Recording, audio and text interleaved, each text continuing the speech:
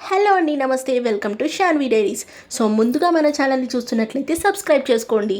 ఇవాళైతే నేను ఒక beautiful and useful వ్లాగ్తో మీ ముందుకు వచ్చేసాను. అదేంటంటే మీరు ఆల్రెడీ థంబ్నెయిల్లో చూసే ఉంటారు, కాటుకని ఇంట్లో ఎలా ప్రిపేర్ చేసుకోవాలి. సో దానికోసం అయితే మనం ముందుగా దూదైతే తీసేసుకోవాలన్నమాట. దాన్ని అయితే కొంచెం లావుగా మందంగా ఒత్తుల్లాగా ప్రిపేర్ చేసుకోవాలి. 2 ఒత్తులు అయితే ప్రిపేర్ చేసుకోవాలన్నమాట. సో దాన్ని మనం ఒక దీపం ప్రమిద ఉంటుంది కదా పెద్దది, దాంట్లో నిండుగా ఆయిల్ వేసేసుకొని దాంట్లో ఈ ఒత్తులు అయితే వేసేసుకోవాలన్నమాట. నార్మల్గా మనం దీపం ఎలా ముట్టిస్తామో అలానే. సో అది తీసేసుకొని పైనుంచి అయితే ఒక ప్లేట్ లాగా పెట్టుకోవాలన్నమాట. సో మేము ఇక్కడ రాగి ప్లేట్ యూజ్ చేస్తున్నాము.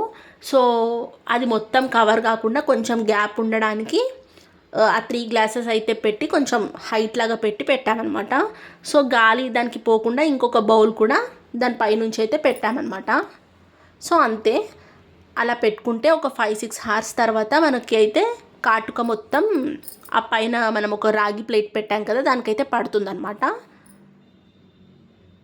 సో అలా పట్టిన తర్వాత మనమైతే ఒక చిన్న బౌల్లోకి అదంతా తీసేసుకోవాలి. తీసుకున్న తర్వాత దాంట్లో ఒక 2-3 డ్రాప్స్ అలాగా ఆయిల్ వేసుకుంటే ఒక ఫైన్ పేస్ట్ లాగా థిక్ పేస్ట్ అయితే కాజల్ అయితే మనకి వస్తుందన్నమాట, ప్రిపేర్ అయిపోతుంది. సో దాన్ని మనము ఒక చిన్న బాక్స్లో కానీ లేకపోతే కాటుక డబ్బాలో కానీ స్టోర్ చేసి పెట్టుకోవచ్చు. చాలా రోజుల వరకు ఉంటుంది. సో న్యాచురల్గా మనం ఇంట్లోనే ఇలా ప్రిపేర్ చేసుకుంటే సో మన ఐస్ కూడా చాలా హెల్తీగా ఉంటాయి అన్నమాట. సో ఇంతే, కాజల్ ప్రిపరేషన్ ఎంత సింపుల్గా ఉందో చూసారు కదా. సో మీకు ఈ వ్లాగ్ నచ్చిందని అనుకుంటున్నాను. సో వ్లాగ్ నచ్చితే లైక్ చేసి షేర్ చేసి సబ్స్క్రైబ్ చేయడం మాత్రం మర్చిపోకండి. సో మరిన్ని వ్లాగ్స్ కోసం నా ఛానల్ అయితే సబ్స్క్రైబ్ చేసుకొని స్టే ట్యూన్. Thank you.